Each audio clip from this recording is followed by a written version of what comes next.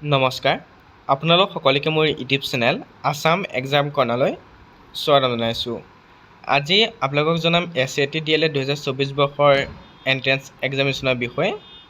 কিয় এইবাৰ এতিয়ালৈকে DLED এডমিশ্যনৰ নটিফিকেশ্যন অহা নাই বা কিয় দেৰি হৈছে বা কেতিয়া ওলাব সকলো আপোনালোকক জনাম।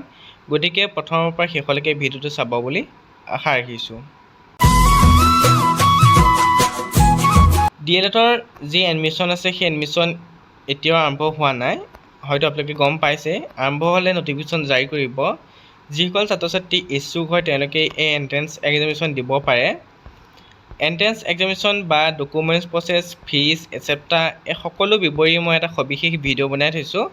আপোনালোকে যদি চাব বিচাৰে তেতিয়াহ'লে ডেছক্ৰিপশ্যনত লিংক দি দিম, আপোনালোকে চাব পাৰিব।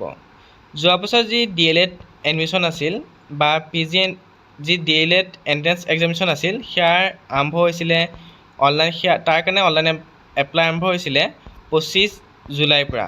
অৰ্থাৎ 25 জুলাইৰ পৰা ষ্টাৰ্ট হৈছিলে অনলাইন এপ্লাইখিনি আৰু 14 আগষ্টত আপোনালোকক ক্ল'জিং কৰা হৈছিলে।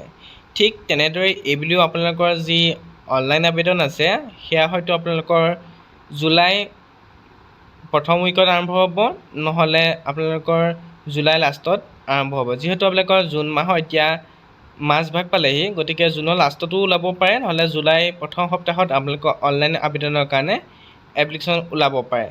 যিহেতু শৰ্মাৰ পৰ্টেলৰ এডমিশ্যন চলি আছে, শৰ্মাৰ পৰ্টেলৰ এডমিশ্যন ক্ল'জিং হোৱাৰ পিছতেই হয়তো আপোনালোকৰ যি DLED এডমিশ্যন আছে তাৰ নটিফিকেশ্যন আউট হ'ব। মোৰ মতে আপোনালোকৰ জুলাই প্ৰথম উইকত বা জুলাই যি ছেকেণ্ড উইক তেনেকুৱাতে আপোনালোকৰ অনলাইন এপ্লাই আৰম্ভ হ'ব লাগে। গতিকে আপোনালোকে যদি সেই বিষয়ে সবিশেষ জানিব বিচাৰে সকলো বিৱৰি DLEDৰ, সেই ভিডিঅ'টো আপোনালোকে চাব পাৰে। DLED এণ্ট্ৰেন্স এক্সামিনেশ্যন দিয়াৰ আগত আপোনালোকে বহুত কথা জানিব লাগে। গতিকে সেইখিনি কথা জানিবলৈ হ'লে মই যিটো ভিডিঅ' বনাই থৈছোঁ আপোনালোকে জানিব লাগিব, কাৰণ মোৰ এক্সপিৰিয়েঞ্চৰ ফালৰ পৰাই কৈছোঁ আপোনালোকক। যোৱা বছৰ বহুত ষ্টুডেণ্টে ছিট পায়ো হেৰুৱাইছে বা ছিট খালীও থাকি গৈছে বহুতত, সেইবোৰ ওপৰতো আপোনালোকৰ কথা কোৱা আছে। গতিকে আপোনালোকে চাব পাৰে।